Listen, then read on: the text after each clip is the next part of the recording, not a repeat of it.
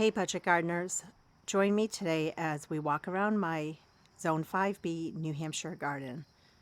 It is early September and we're currently on my side walkway porch. There are a number of plants that I want to show you in this area. Things are still looking really nice. We have some beautiful window boxes and they are filled with impatiens. These are impatiens that I started from seed and they were from seeds that I collected myself. They really have filled in nicely. I just love the way they look with all the different colors. The type of impatiens is a beacon impatiens. When it comes to all the annuals in my yard, pretty much all the annuals, they are annuals that I started from seed, and I will put a playlist link down below on how to collect the seeds from lots of different plants as well as how to start those seeds. When we're on the other side of this container box or window box, I want to show you a few flowers that are here. We have some lamium or dead nettle that the bee is on and enjoying. I've been very good about deadheading it so it continues to bloom for me. And then we also have a type of Lismachia that I got from a container pot. I was able to root it a couple of years ago. I think this is its third year. And I'm glad that I am able to keep this plant going. It's my understanding that this plant is a perennial where I live, so I'm actually going to try to put a small piece of it in the landscape, and I'm going to see if I can get it to survive. Otherwise, what I usually do is just overwinter it in my garage. My garage is unheated, but it stays warm enough so the plants don't freeze. Look how pretty that looks. When you walk down the steps of the porch, I have a couple of container pots. This container pot has calla lilies in it. They were planted fairly late, but you can see that they're just starting to bloom. And I really love the color. Since these are not hardy here where I live, I lift them and I bring them in and overwinter them. And I'll show you that process when the time comes on how to overwinter the calla lilies. But I've done it before and I've made videos on that. I'll also link that. This plant here was blooming, but it's not blooming right now. It's called a diplodenia. It's also a tropical plant that would die otherwise, but when the cold weather hits, I will be overwintering that a second year in my garage. And then we have some beautiful lobularia or alyssum. It has really filled in nicely. Right nearby, we have a gorgeous container pot that has zonal geraniums or pelargoniums. They were really filled with flowers, but now that the temperatures are cooling, the flowers are slowing down. I've been very good about deadheading it and watering it as well as fertilizing it. So it's still putting out blooms, just not as many as earlier in the season. Pretty soon I will be bringing it in and overwintering it bare root. This vining plant that is coming out from the bottom here is an annual where I live. It's a variegated vinca vine, and I like to overwinter that in my garage. In fact, I like to overwinter many plants in my yard as well as start many plants from seed. It just saves a lot of money in the long run. That same planter is copied on this side of the porch, and it's looking equally as beautiful. This bright blue flower that you see towards the front is an annual. It's a trailing lobelia. I really love it. I just think it's so bright and cheery. Right next to my side porch is what I call my side walkway garden bed. It's packed with a lot of different flowers, and this bed changes quite a bit from spring through summer into the fall months. So as we enter fall, there are some really pretty things happening here. This first plant that you're looking at, which is filled with the pollinators, it's called Joe Pye weed. It's very slow to emerge in the early spring months, but then it eventually takes off and it blooms late summer into the fall. It is such a pollinator magnet. It's really a beautiful plant and I love having it in my yard this time of year.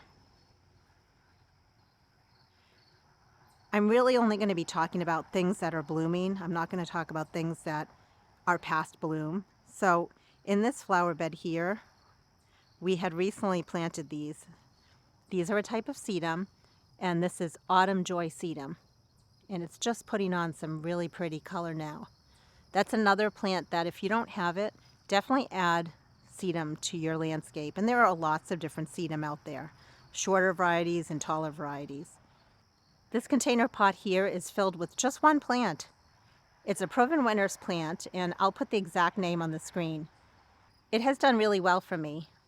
I've been really good about watering it, fertilizing it, and I recently had to come in with all of my supertunias and just do a little bit of treatment of BT due to the budworms. This sedum is Matrona, and I love it because it has the dark stems.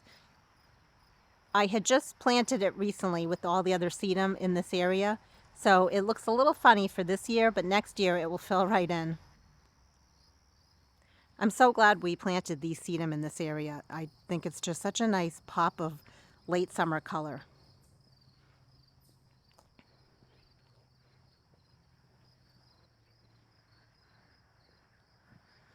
And as we move around this way, we have another Proven Winners Supertunia. And again, I'll put the name of it on the screen. It definitely doesn't look as good. I've been treating it for budworms. So over the next few weeks, it should bounce back. It's still so pretty though.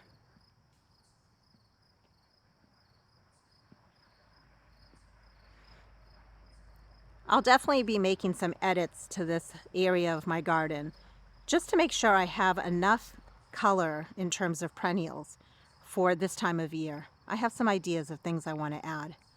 It always can be tricky if you don't want to use annuals on how to get that late season color in your landscape.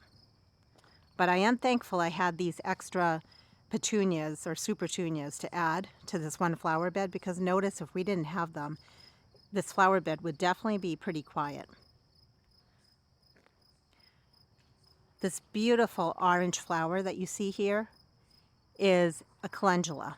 It's an annual, but it self-sows very readily. So it's just a volunteer plant that popped up, and I didn't have the heart to move it. I just wanted to leave it here. On the outside border of this entire flower bed are perennials that bloomed prolifically during the early spring months. I sheared them back, I fertilized them, and they're really just a ground cover at this time of year, but you can see that the dianthus are starting to put out few blooms here and there. So they will rebloom for you. They just won't put out nearly as fresh of a show as they do in the early spring months. They are a great ground cover to have, but they won't put out as many blooms this time of year, but I'm okay with that.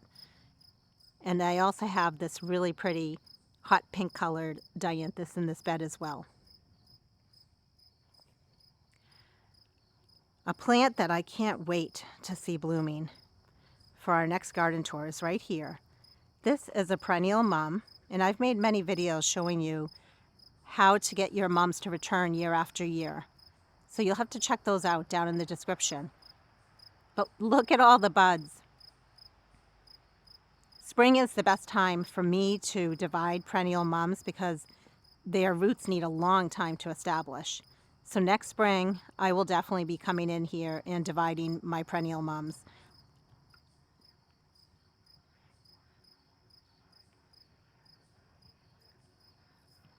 And on the other side of this bed here is another big patch of the perennial mums. Same color. Just imagine our next garden tour, how beautiful this is going to look. We had come in twice this season and cut this back really hard. If you have a perennial mum, it's important to do that, because if you don't do that, then they tend to flop. So this should hold a nice form to it because we were good about cutting it back. And then last year we had bought a mum and we planted it here. It was just a small little mum that I got from Walmart. So it should bloom for us. I see a few flower buds on it, but wait until next year when it really fills in. I can't remember what color it is, so it'll be a surprise for us. Tucked in over here is another type of sedum. We had planted it here, I think last year. If I can find the name of it, I'll pop it up on the screen. But this just goes to show you that if you're lacking color this time of year, look into sedum. You want to get the type of sedum that bloom in the late summer, early fall months, because there are types of sedum that bloom during the spring as well. And then over here is a plant that's just starting to go by, but you can see the blue color still. And that's called globe thistle or echinops. Really, really pretty, very striking. And I just want to take a step back and just show you plants that are peeking around the corner when you look this way. It's always fun to just, because it's a sense of mystery of what do you see when you peek around the corner. Lots of beautiful things happening here.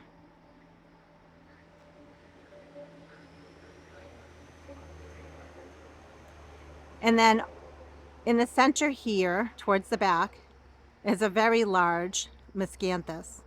It's an ornamental grass, and I will definitely be coming in and dividing that next spring, so I can show you my process on how to divide an ornamental grass.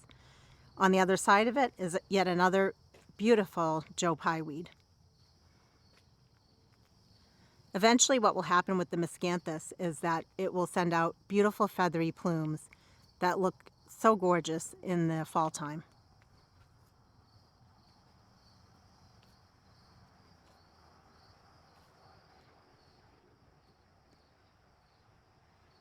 So these flower beds that I'm showing you right now are on the south side of my house. And when we hop over the other side of my driveway here, what we're looking at is what I call the long border. And it's called a long border because it's very long and it's very narrow. And this area changes quite a bit, starting from the spring months through the summer and into the fall. So when you come up my driveway on the right, you see, the first thing you see is this long border. So we'll just talk about the plants that are currently blooming. Towards the very front of the long border are a number of wax begonias that we started from seed. Speaking of which, I need to come in soon and start collecting seeds from all my begonias. I'm so glad that I kept these begonias here. They were not looking so pretty when I first planted them, but when you live in a cold climate like I do, that's just the way it goes, especially with annuals. You don't get that instant gratification during the months of May and June. It just takes a while for things to take off. But these begonias did not disappoint. They took off, and I really love them. I think they look so pretty in this area. In fact, I've done this for 2 years now, and I think I'll probably copy this pattern and do it again next year. That one purple flower that you see is a perennial, and that is a type of pincushion or scabiosa, a dwarf variety. And it's so pretty. I've been very good about coming in and deadheading it, just so I can enjoy those little pops of purple amongst the white. Towards the back of this space here is a type of hydrangea. I feel like it's a PG hydrangea, but I'm not quite sure. It's very, very pretty. I've never been one to really prune my hydrangeas, so this year I came in and pruned them. I prune them really hard. I know the rule is you're supposed to prune them back by 30%. I did a very hard prune, so for that reason, the hydrangeas don't have very sturdy stems. That's okay. Next year, when I prune the hydrangeas again, I won't prune them back so hard. I will be very selective in my pruning so that the stems are stronger and so that the blooms are more upright and not flopping. But we can still enjoy them. And when you look at this angle right here, I want you to notice all the color that we're seeing here in a New England Zone 5B garden, where we can get a frost anytime within the next month. It is possible, friends, to have a lot of color using perennials, not annuals, to get that late season interest in color. It's just a matter of knowing which plants bloom this time of year. Many of the plants in this bed repeat themselves in a pattern, but I'll highlight the plants just so you know what they are. We'll start with the orange color, that is Rebecca or Black-Eyed Susan, and then we have the light purple color, that's Echinacea or purple coneflower. The very beautiful purple color that's towards the front here, that is great blue lobelia. We also have a couple of different tall phlox in here, or garden phlox, that are putting on some color. This light yellow color that you see is a type of daylily. It's Stella Doro daylily, and it's looking fresh because we had come in and cut it back really hard, so it pushed out new growth and new flowers. But look at all the colors that you see right there. How pretty that is. There are definitely areas in the long border where there's possibly not as much color. And those are things that I'm looking at all the time. I'm always making notes on where is color lacking. How can I just move some plants around to add some more color? Look at this peekaboo, I see you. Beautiful yellow rose.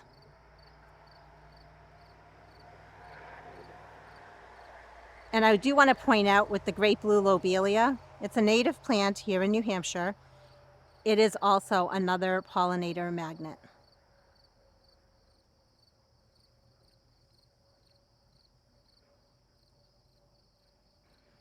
In this container pot, we have some lobularia, or sweet alyssum, and that's an annual.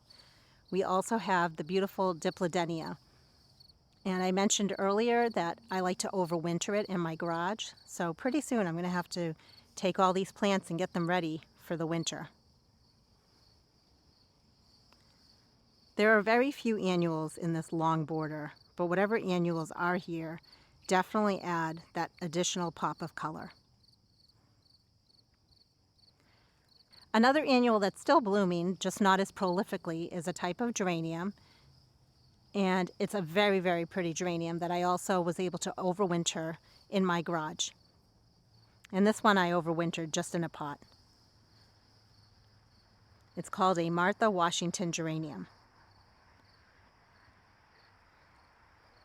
You can see how when I just divide the same flowers along the long border, how they just fill in this area so nicely. I couldn't imagine not having the black-eyed Susan in here. It was just like 2 years ago I didn't have black-eyed Susan in this flower bed. I noticed that this flower bed was very quiet, that there was a lull. I looked around my yard. I saw that I had black-eyed Susan blooming in another part of my yard at this time of year. I went ahead, I started dividing, moving it, and I'm so glad I did. This plant right here in the pot is a type of alocasia. It's an elephant ear. I will be overwintering that in my garage. It's looking a little tired. Our weather is starting to cool down. In fact, the nighttime temperatures are now 40 degrees Fahrenheit range. Daytime temperatures are in the 70 degree Fahrenheit range. So it is definitely getting colder.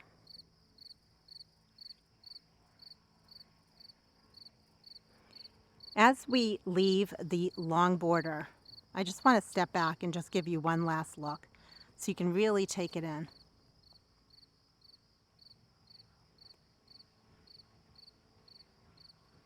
I'm really happy with how this has come along. It has truly been work in progress for me for the last 5 years or so. Speaking of which, what I'm going to do is I'm going to be compiling some videos that I made in the past of how my garden has evolved over the years. Be on the lookout for that video. A number of you have asked me, how old are my gardens? Because you want to just know how are they so established? How long did it take? So I definitely want to share that video with you. It'll be coming out pretty soon. Here's another flopping yet so pretty type of hydrangea. It's called vanilla strawberry. And yes, friends, I got it right. I sometimes call it strawberry vanilla. It really is so pretty, and it's another one of the hydrangeas that I cut back very hard. When you look at the size of my hand next to the blooms, it's just so gorgeous, so big. Actually, here's the larger one right here. Look at that. Very, very pretty. And if you look at it next to the other beautiful plants here, it just complements so nicely. So this area is what I'm going to be calling this year, I started the name, a hydrangea hedge. because in a way it really is it has become a hydrangea hedge. So right next to the vanilla strawberry hydrangeas, we have quickfire hydrangea, looking just as pretty. And I want you to see how they're different. They're different in their own right, and yet they're so pretty in their own right. I love them both equally. I can't say that I love one more than the other.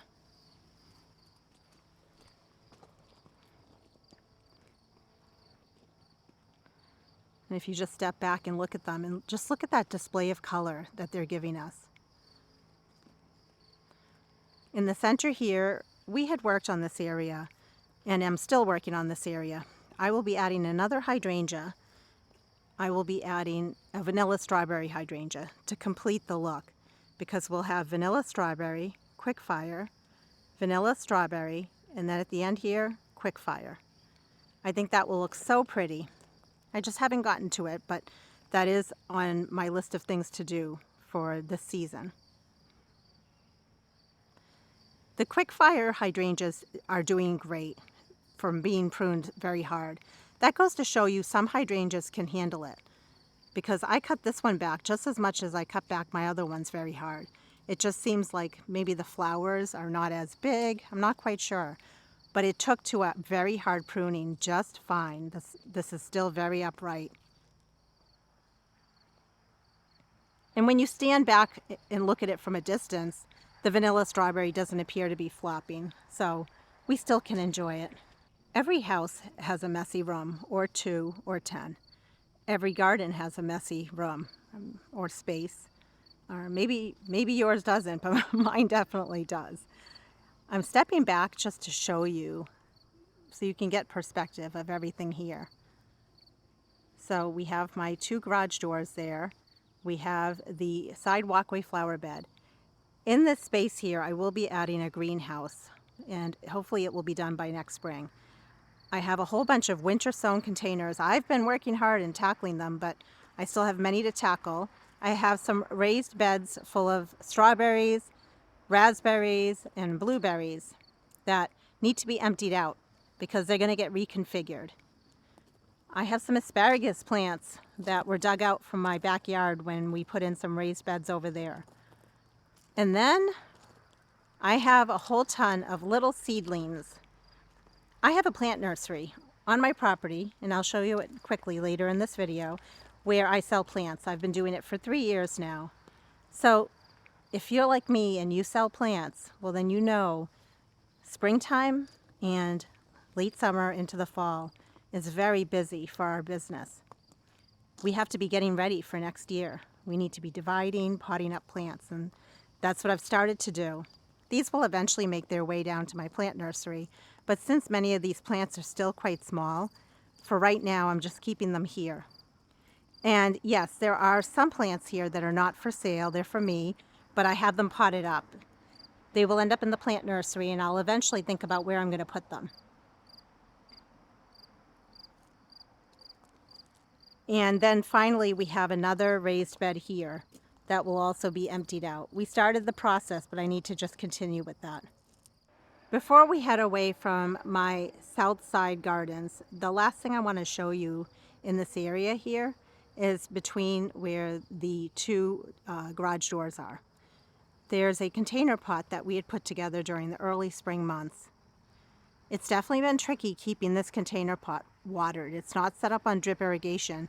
We had a very hot, very dry summer. But I'm very pleased with how it is looking. We have the beautiful creeping Jenny, or Lismachia. That's a perennial where I live. It's a wonderful spiller in a container pot. And then look at this silver color. This is Dusty Miller. This is one that I overwintered because it's not hardy where I live, so I overwintered it in my garage, and boy did it fill in. We have a little pop of lamium, and lamium is also a perennial where I live. And then finally, we have the beautiful pelargonium, or zonal geranium, and this is another one that I was able to overwinter bare root down in my basement. And I guess I'm forgetting one last plant. This is a type of juncus, or it's a grass, and I got it a few years ago. It was in a container pot that I received. So I'm going to try to overwinter it again in my garage. And I'm also going to experiment and put it out in my landscape. It's my understanding that it's hardy where I live, so I'm going to try that. I'm very pleased with how this container pot came out, considering that I didn't pay a dime for it, for anything that's in it. So now we're going to head this way, and this is what I call the old arborvitae bed. The reason is I used to have 3 arborvitae that were jam-packed in this little small space. I removed them because they were not looking good. And there are a lot of different plants in here, but the main thing I want to show you is the annuals that I started from seed. Some are looking better than others, but again, it is that time of year. And I want you to see my little friend Chipita. She wants to say hello. Hi, Chipita. Hi. Do you want to come say hi? She's such a sweet little child, or a little baby. I don't know what you call her. She is a baby. Anyway, I love all animals, big and small. So we have some annuals here that I want to go over. The white flowers that you see right here, that's Sweet Alyssum or Lobularia. We also have lots of different trailing lobelia, and that's the purple color. A couple of different shades of purple and blue. Over here where the bee is, that pink color is a wax begonia, and then we also have some white wax begonias. And then finally, towards the center are lots of different coleus.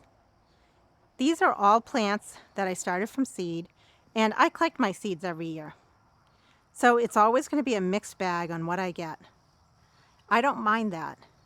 Some things that I've heard from my friends that come and buy plants from me is they don't have annuals in their landscape because annuals are so expensive. They only want perennials. And what I tell them is, but look at this. This flower bed was created on a budget. It really was. They were from seeds that I collected myself, so the seeds didn't cost me anything. And look at how I was able to pack them all in. So it is possible to have a flower garden on the budget, but have perennials that come back every year, absolutely.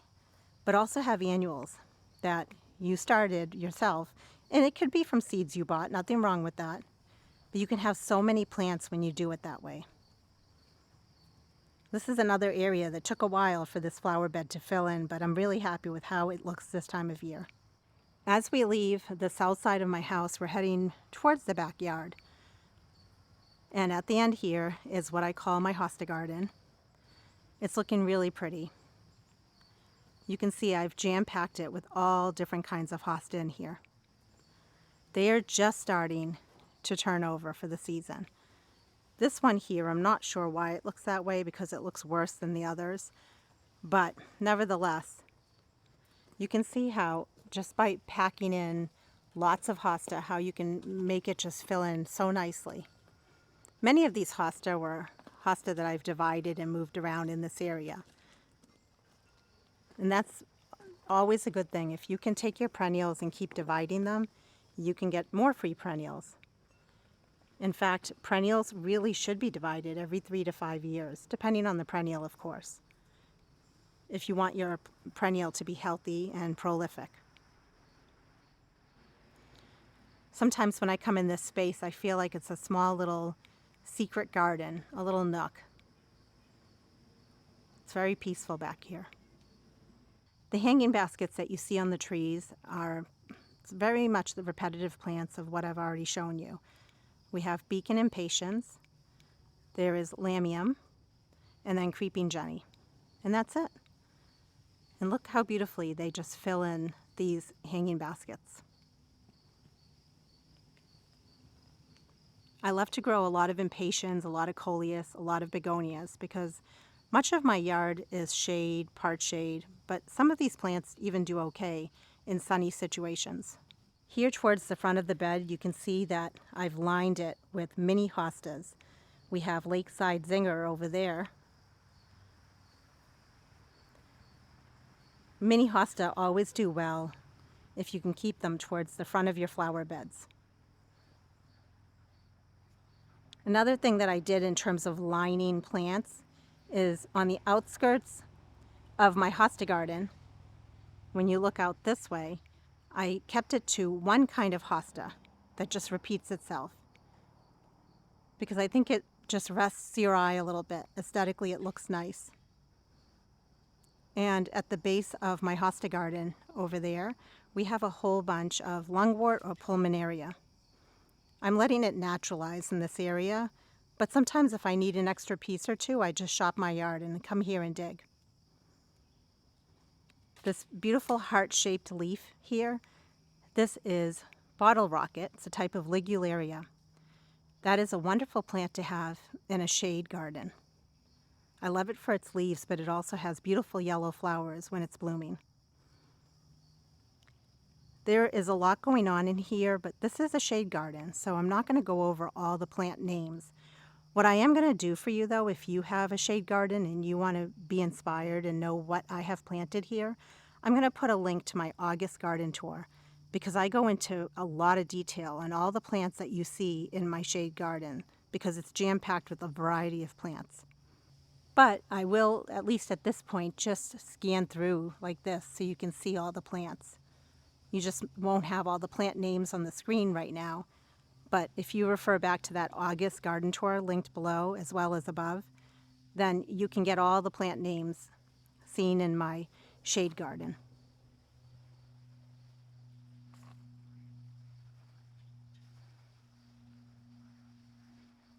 And just for perspective, you can see the side porch there, the hanging baskets on the trees, and then the area that I like to just call my shade garden. And also, I just wanted to show you this angle. So we have the side porch, we have the back porch, and then upstairs is my bedroom balcony. What I'm going to do now is I'm going to insert, if I'm at my bedroom balcony looking down, what it looks like from that vantage point.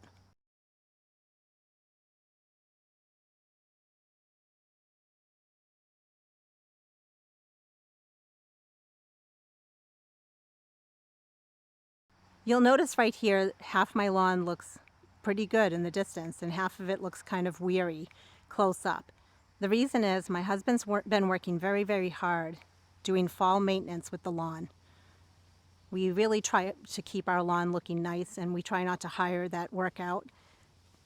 To be honest with you, normally it used to be my job to do all this lawn maintenance. He's really been helping me a lot with it, which I appreciate. So I asked him to come in and mow it very short, and then we have a walk behind dethatcher. So he did that, he dethatched, and then I bought some grass seed. I like to buy just grass seed with nothing else mixed in, no other inert material, and lay that grass seed down very heavily. So he's gone ahead and done that, and then I have a fertilizer that's specific for putting down new lawns or for putting down grass seed. He did that. And then I asked him to water the lawn 3 times a day. We have irrigation, so he just turns it on twice during the day and then it goes off in the middle of the night. It's a lot of work, but I really do enjoy a nice looking lawn, and I know that it's possible to do with a lot of effort. So over here is my rose garden. This is an area that my kids used to have an above ground pool, and then we got rid of that. I really have enjoyed this space. It gives me so much peace. It really does. Many of the roses were roses that came from my mother-in-law's home. In fact, many of the flowers from my yard came from my late mother-in-law's home. But I also have put in a bunch of begonias that I started from seed. I was very diligent about deadheading them and having them so they weren't just going to seed. But this time of year, like I said, the weather's starting to cool down. So I'm slowing down in my garden. I'm doing a lot still, but I'm definitely slowing down when it comes to deadheading a lot of my plants. If I lived in a warmer climate where my seasons were longer, I would still be doing that. But at this point, it's really not worth it. So things are looking so nice. Lots of different drift roses, knockout roses.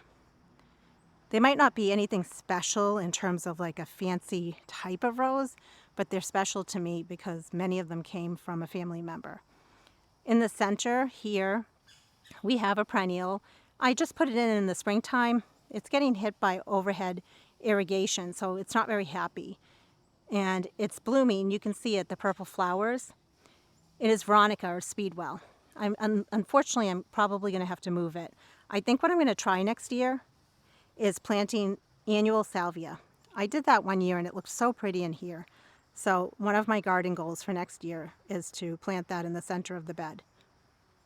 But besides that, I'm very happy with how my rose garden continues to look here in the early September months.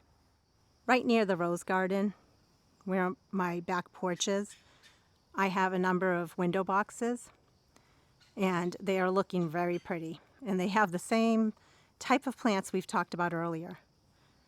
I made videos in the spring showing you my process for filling these in. They were very skinny looking. There weren't many flowers. You know, they didn't look so full. But notice how later in the season, how much they fill in.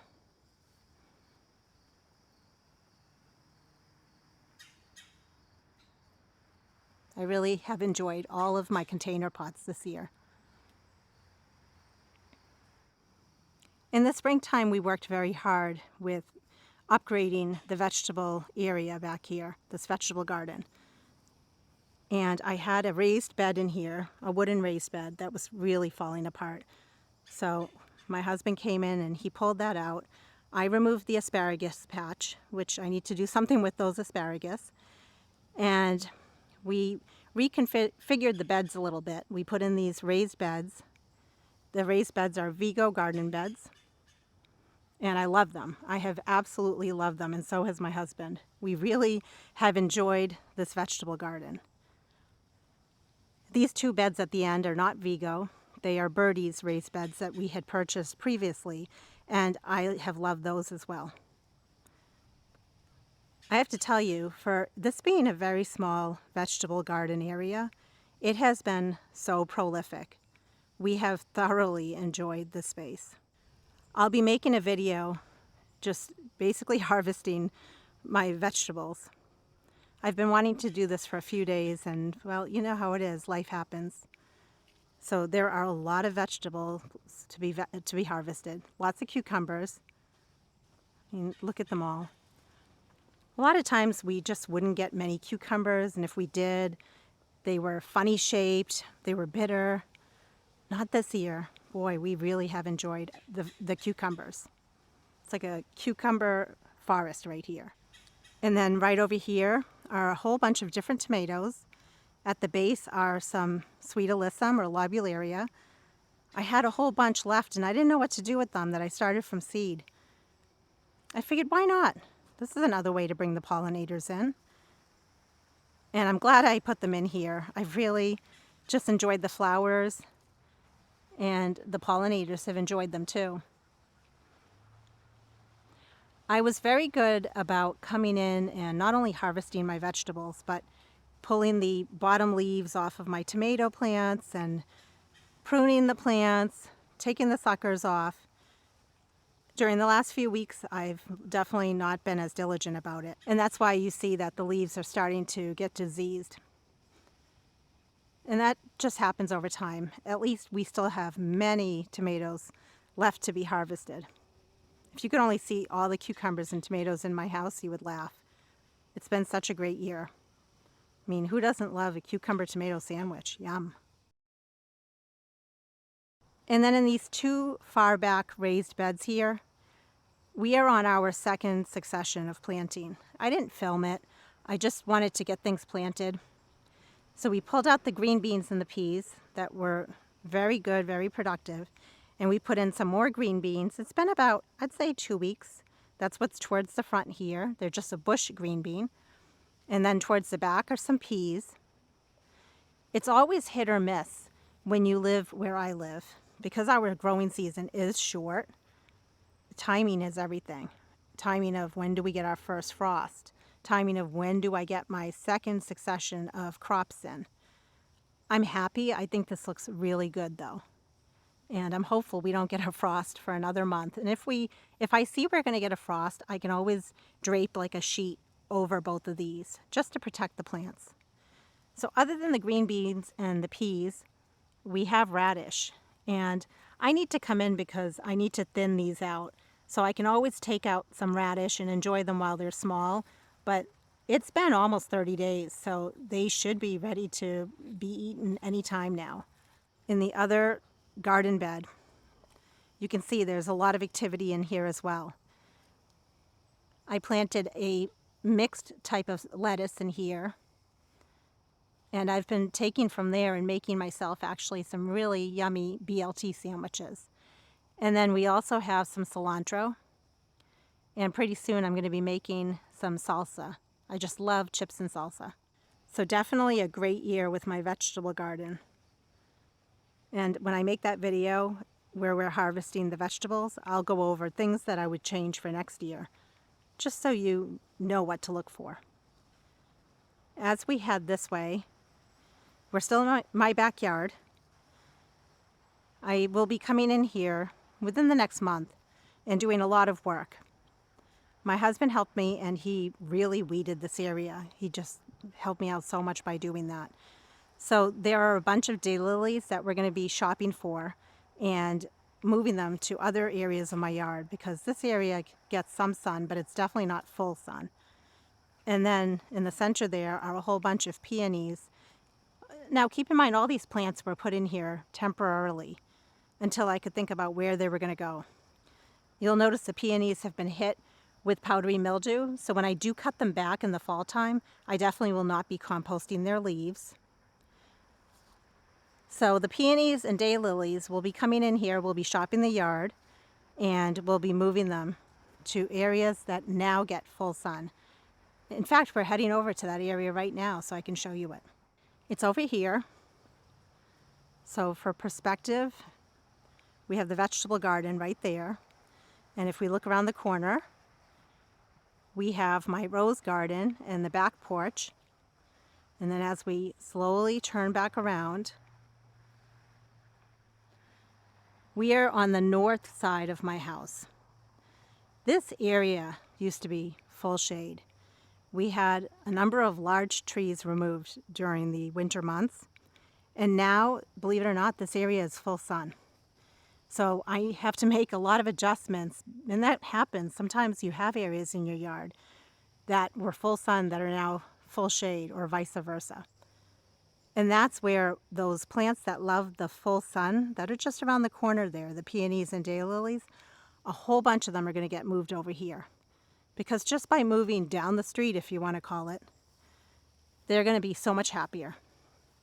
But then there are plants in here that are not happy, that used to be happy.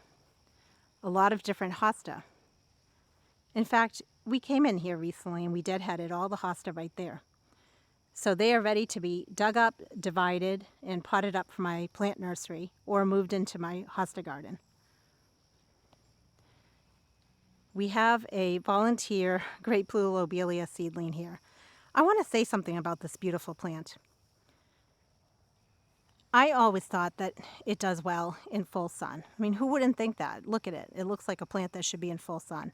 I was recently researching it because someone wanted to buy some of it from my plant nursery. And did you know, if you have this plant or you're thinking of getting it, did you know it actually does well in part shade and even full shade?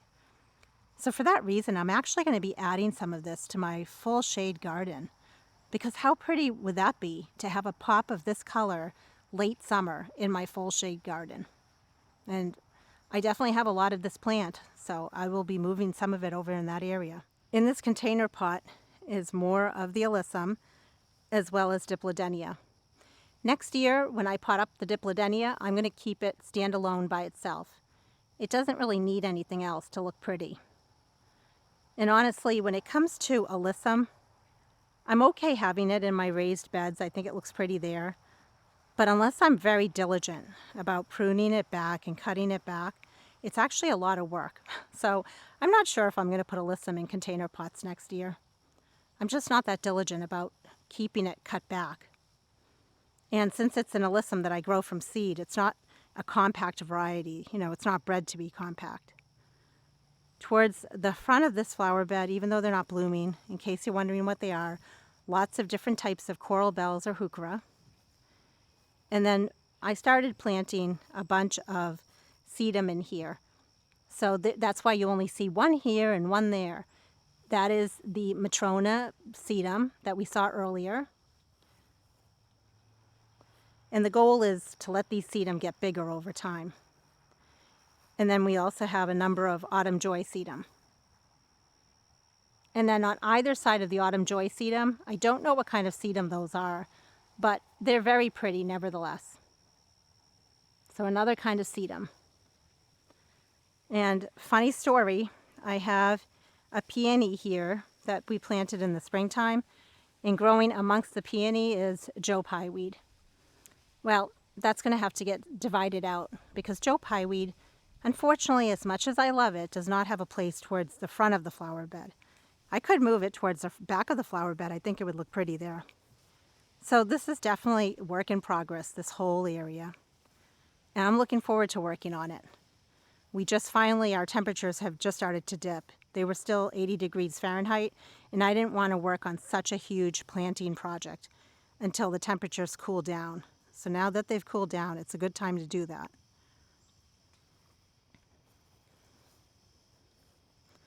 But I just wanted to bring you in again for a closer look.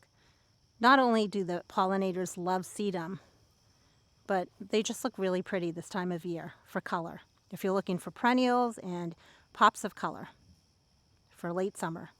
As we continue heading this way, which now is towards the front of my house, we have more alyssum and more of the beautiful diplodenia. Speaking of diplodenia, since it's a tropical plant, pretty soon I'm going to have to start thinking about bringing that in and overwintering it in my garage. It won't be happy being out here when the temperatures really drop. As we head in this direction, things definitely get shadier. But there's a flower in here that I was very diligent about deadheading. I have to tell you, it blooms a long time if you deadhead this. It is mountain bluet or centaurea. It is considered invasive in certain parts of the world, but it is not considered invasive here in New Hampshire. Look how pretty that is this time of year. I actually want more of this around my yard because of its color and the fact that it blooms nonstop, late spring into the summer, into the fall months. And that's what the flower bud looks like. And I think that's very pretty too. The key is, with a plant like that, the more you deadhead it, the more it will keep giving back to you. And I think it's sometimes worth it to have plants like that in the garden. We have a lot more of the same plants that we've already talked about as we head in this direction.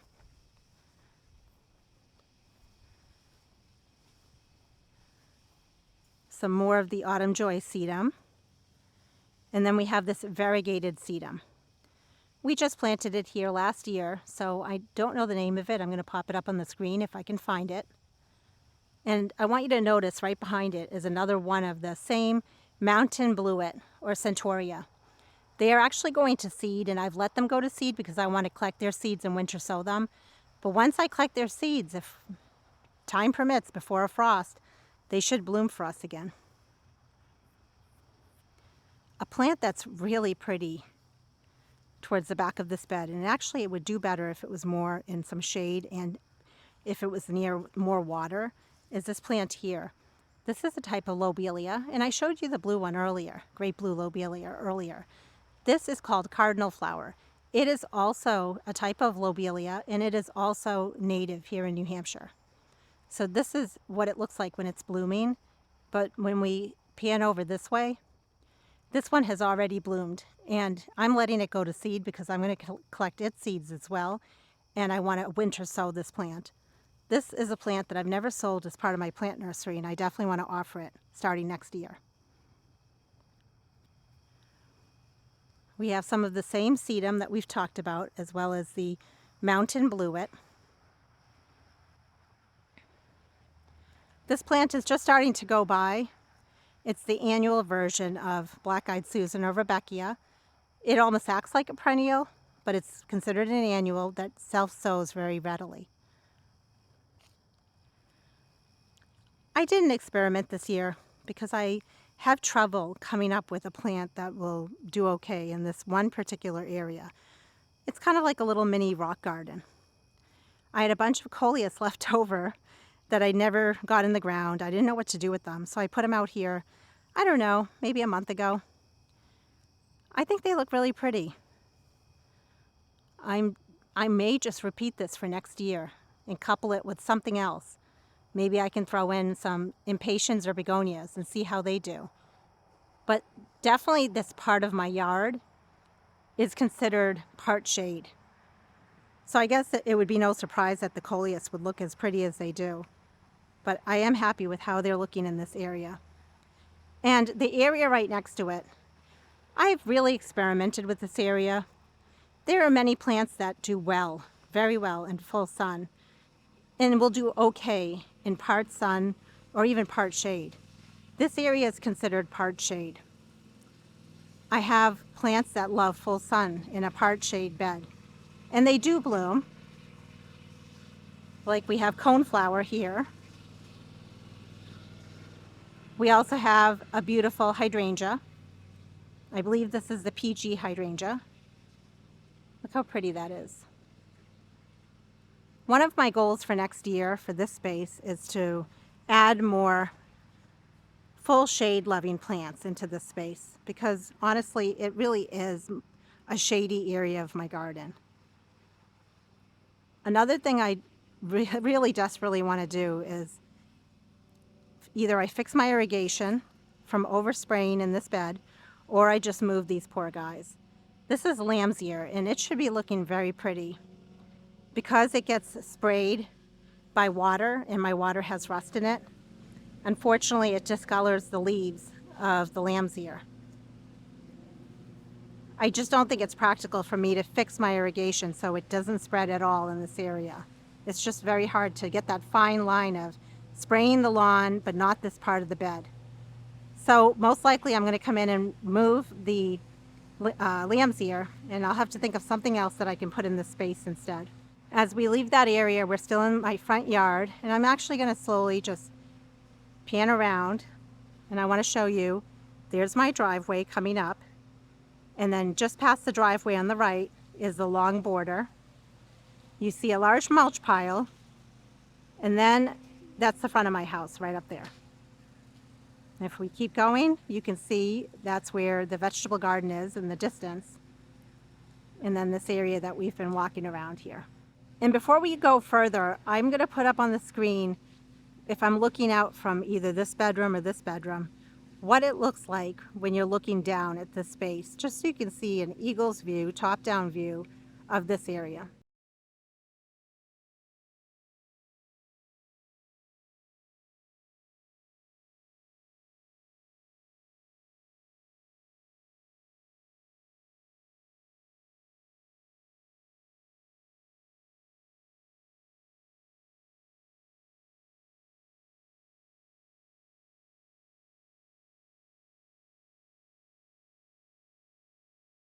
There's a little bit of a lull in this area of my garden, but soon there will be color. We have a yellow perennial mum that is budded up and should hopefully be blooming for us by our next garden tour. We also have a number of perennial asters that will be very pretty, and those will be a purple color flower. So we just have to be patient with the mums. They will bloom for us when they're ready, but they are budded up. This perennial mum is definitely a little more, I would call, wild compared to the perennial mum that I showed you earlier. It doesn't have as tight of a habit or a form to it, but I love it just as much. This is a yellow mum that I got from my late mother-in-law's yard. And I love it because it came from her yard. I love it because it's yellow. It's so bright and cheery. And you'll just have to trust me when I say, when you couple that yellow color next to the purple of the aster, it will look so pretty. Towards the back of this bed, I tucked in some sedum. I was experimenting because I felt like I needed color. I think what I'm going to do next year is I'm actually going to put in some container pots. I'm thinking I may put in container pots in here, so you have a little bit of height towards the back of this area. Because I did have a whole bunch of daylilies, but I cut them back because they start looking ratty. But I think if I had some taller container pots, just kind of in here, I think that would look really pretty for height and for color. But I will come in and move these sedum next year. Another plant I will move, because I just didn't get to enjoy them and show you them and enjoy them for myself, were these plants right here. These are the Serendipity Allium. I bought one plant a few years ago and I divided it, and now I have 4 of them. And I have 2 more on that side over there. Such a pretty plant, and because I can't really see them, I don't enjoy them down here. So those will get moved as well, where I can enjoy them. As we leave this flower bed, which I call my lilac flower bed because there's a big lilac tree here, we have a lot of other flowers happening down this way to add a little bit of color. We have some impatiens. They were planted extremely late, so they're just starting to bloom, but they were just, I didn't get to planting them. So whatever they provide for me for color will be fine for this year. And the other color that you see going on here is more impatiens. And then we also have the vanilla strawberry hydrangea. It gets less light down here than it does on the south side of my house, but it still does provide some really pretty color and interest in this area of my yard that definitely is shadier. It took a while for the impatiens to start blooming in this space, but once they started blooming, they look so pretty. We also have some coleus just sprinkled into this space as well for additional color. Between coleus and impatiens, you can really just make impact in a shady part of your garden. And this is just the other side of the flower bed. I'm standing right now in my driveway. And if you look down my driveway, we have a number of hanging baskets lining either side on the trees. I have to tell you, we've been out there daily, sometimes twice a day, adding water to these hanging baskets.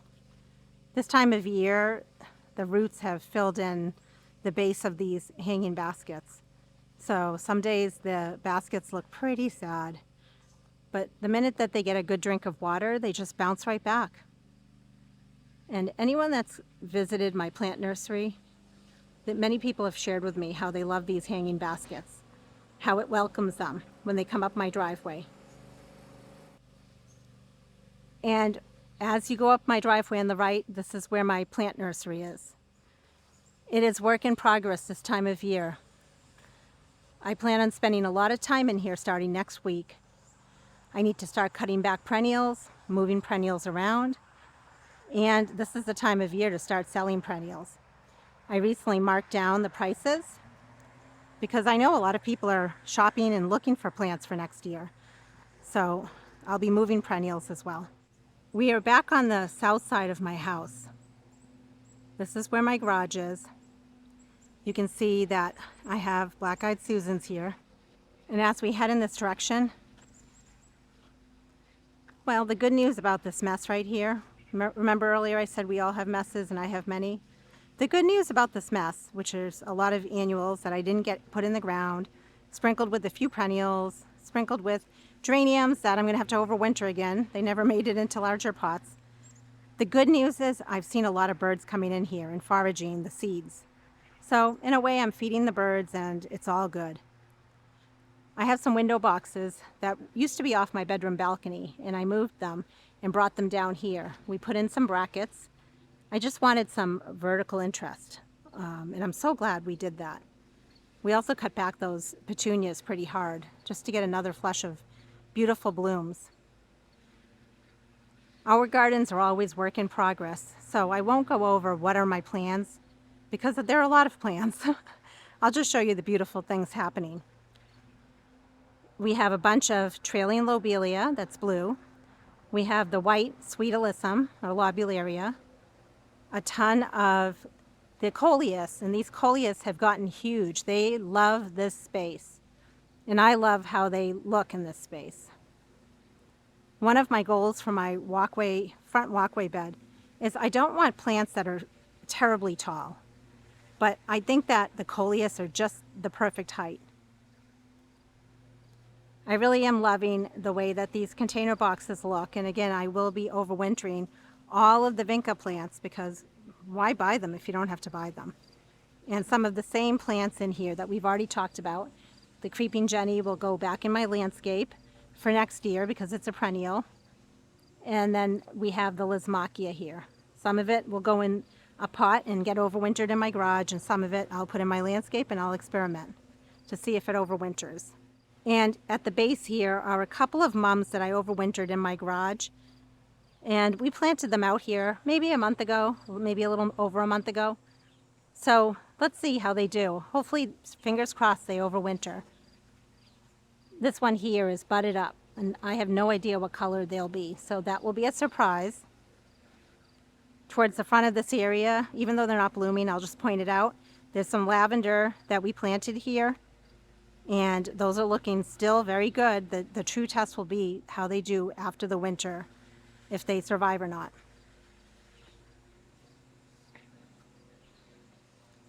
This rogue plant that's here, that has flowers that are going by, it's a catnip, nothing special, just a catnip that I keep for my cats. It gives them a lot of joy. And just watching them enjoy the catnip gives me a lot of joy. There are some snapdragons in here. I'd recently come in and deadheaded a whole bunch of plants. So they're thinking about it. They'll be blooming again, but you can see a few of the blooms here. The begonias that are in these container pots have had better years. They struggled this year. I need to figure out why they struggled. I had drip irrigation on them. I'm not sure if they got too much water. I'm not really sure. So we pulled the drip irrigation off of them and just came in and deadheaded them. And I will be fertilizing them soon. I'm very, very pleased with how this area looks. The trailing lobelia and alyssum is a little wild, but in a way I think it looks pretty, sprawling over the walkway. As we turn the corner, I want to show you these coleus that are in the container pots. Just looking at these coleus tells me next year, I need to do more of this. I need to have more coleus in container pots. And I need to have them circling all around the pond. How pretty would that look?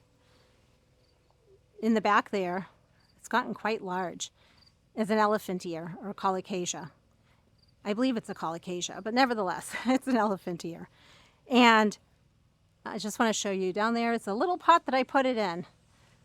They definitely need more room than what I'm giving them, but they do still look so pretty. And I'm definitely going to be overwintering those in my garage this year. Towards the front here, they're not blooming. They're just little babies that I put in these container pots. They are just little offshoots of calla lilies. So I knew they weren't going to bloom, but I put them in here, put them to drip irrigation so that I'm feeding them so they can get bigger and hopefully bloom for us next year. I want you to see the beautiful pink flower in the distance. This time of year, it normally would not be blooming much and it would have a lull. But we came in and we cut that back really hard. That is a type of geranium. It's a cranesbill geranium. And it's looking so pretty. It's actually just starting to go to seed. If I really wanted to, I could come in one more time and just do a quick deadhead job. And if time permits, I will do that. We also cut back our Stelladoro daylilies very hard, right down to the ground. Look at the new fresh growth. And we did a lot in this flower bed together. We came in here and we just deadheaded the speedwell, or the Veronica, on that one rainy day. And they're just pushing out some new growth now, looking very pretty. In my winter sown containers, I had some petunias. I didn't know what to do with them, so I recently just potted them up, maybe 2 weeks ago. And they're very, very pretty in this little container.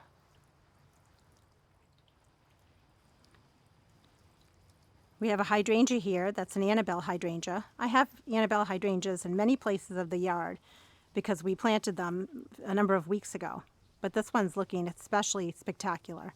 And then we have some coneflower that are going to seed. And over there in the distance is a rogue or stray morning glory that seeded itself from last year, looking very pretty. And here are more of the window boxes that we just added this season.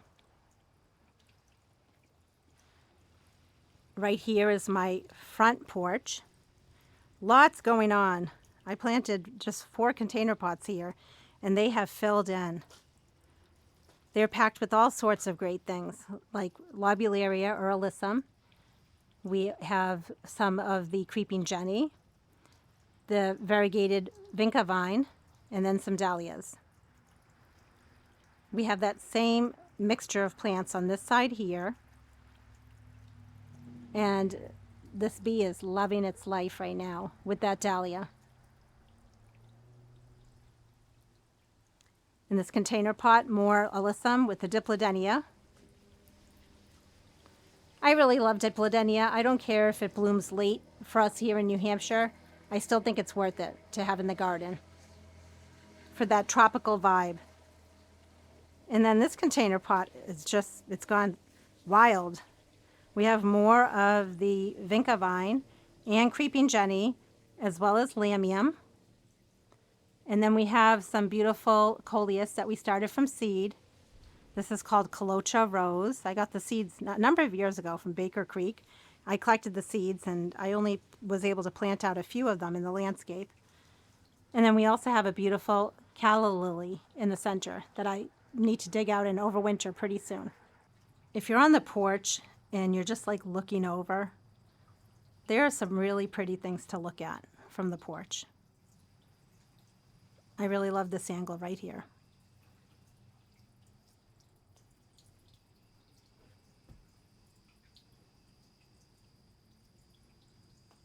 And then on the other side of the porch, you can see there's a little seating area. And no, I don't use it.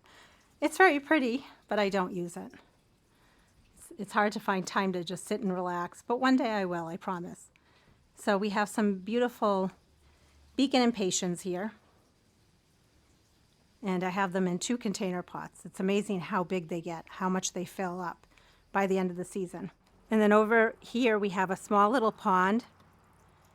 The filter or something about it has been struggling a little bit, so it's a little off. I need to come in and clean my pond, but nevertheless, it's a very peaceful area, very pretty. And lining all around the outside part of the pond are a whole bunch of miniature hosta. I'll be doing some work in here. I'll be removing some plants. It's not just miniature hosta, but it's mostly miniature hosta. We have a stray seedling of a portulaca that showed up and some other plants that I will be either keeping or removing. So some work will be done in this space. But otherwise, it is a very pretty spot of my garden that I feel I enjoy when I walk around my yard. I hope you enjoyed this early September garden tour. I hope it inspired you in some way.